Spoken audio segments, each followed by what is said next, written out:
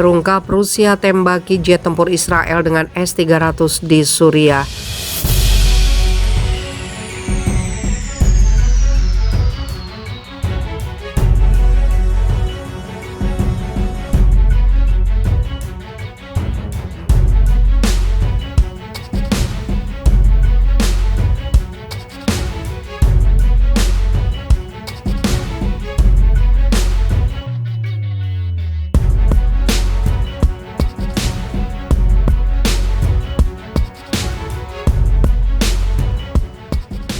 Militer Rusia telah menembaki jet-jet tempur Israel dengan rudal dari sistem pertahanan S-300 di Suriah. Sumber pertahanan senior Zionis menggambarkan tindakan pasukan Moskow itu sangat aneh dan mengkhawatirkan. Insiden yang terjadi pada 13 Mei 2022 dan pertama kali dilaporkan oleh Channel 13 Israel terjadi setelah serangan Zionis ke Suriah ketika jet tempur Israel sedang dalam penerbangan.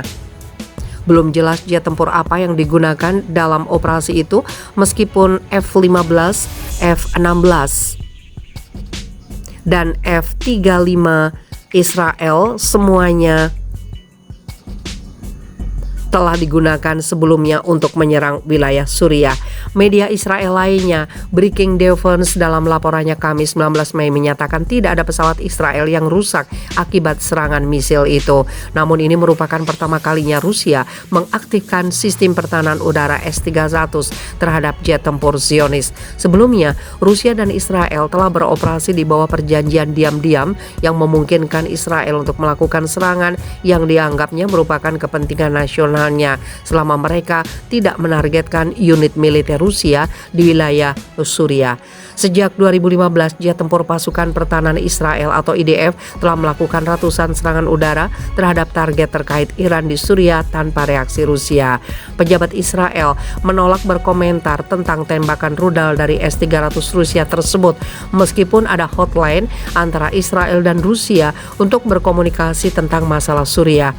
Breaking Defense melaporkan bahwa tidak ada peringatan yang diberikan sebelum pasukan Moskow melakukan serangan. Berbagai sumber Zionis menyatakan bahwa peluncuran S-300 adalah sinyal pembalasan dari Rusia atas dukungan politik Israel untuk Ukraina.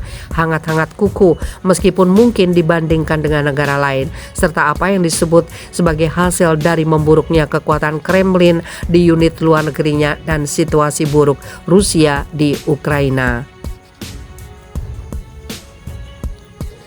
Amos Gilad, seorang pensiunan perwira IDF yang pernah menjabat sebagai kepala divisi penelitian intelijen militer, juga menyampaikan kepada Breaking Defense bahwa penggunaan S-300 mungkin merupakan peringatan untuk menunjukkan bahwa Moskow tidak senang dengan berbagai operasi Israel di Suriah.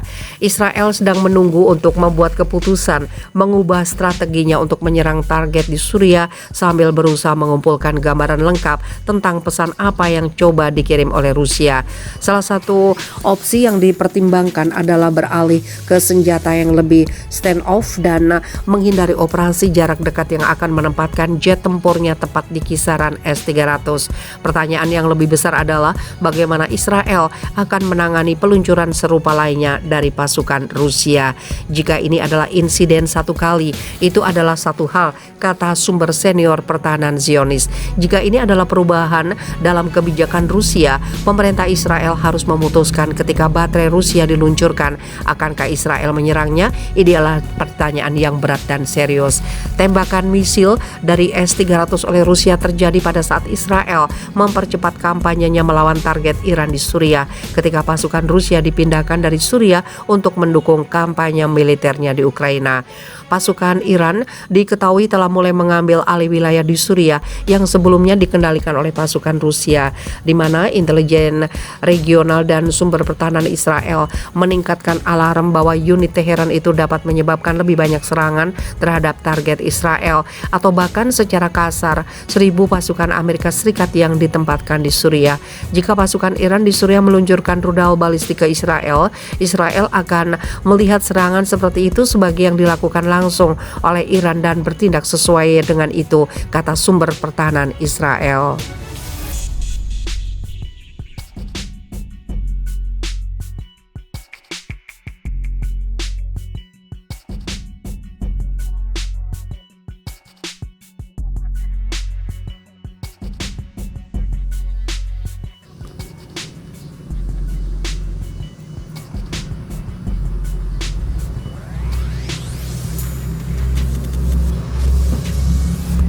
Korea Utara tunjuk hidung Amerika Serikat di balik invasi Rusia ke Ukraina. Korea Utara menuduh Amerika Serikat sebagai akar penyebab krisis Ukraina. Tudingan itu disampaikan dalam tanggapan Perdana Pyongyang atas invasi Rusia ke Ukraina. Dilansir kantor berita AFP, Rusia memerintahkan pasukannya melakukan invasi besar-besaran ke Ukraina.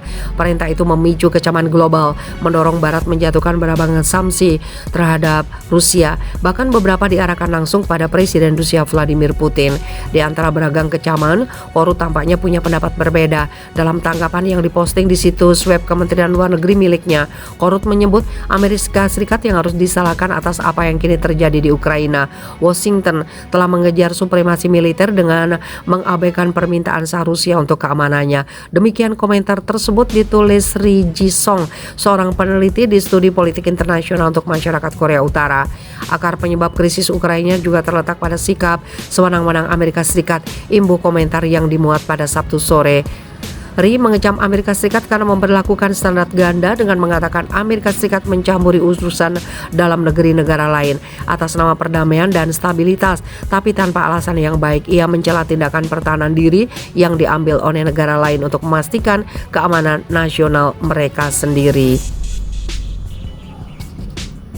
Tanggapan tersebut adalah reaksi resmi rendah karena diterbitkan dengan nama individu, kata Pak Wong-gon, seorang profesor studi Korea Utara di Universitas Ewha Womans. Kesimpulannya adalah semua karena Amerika Serikat.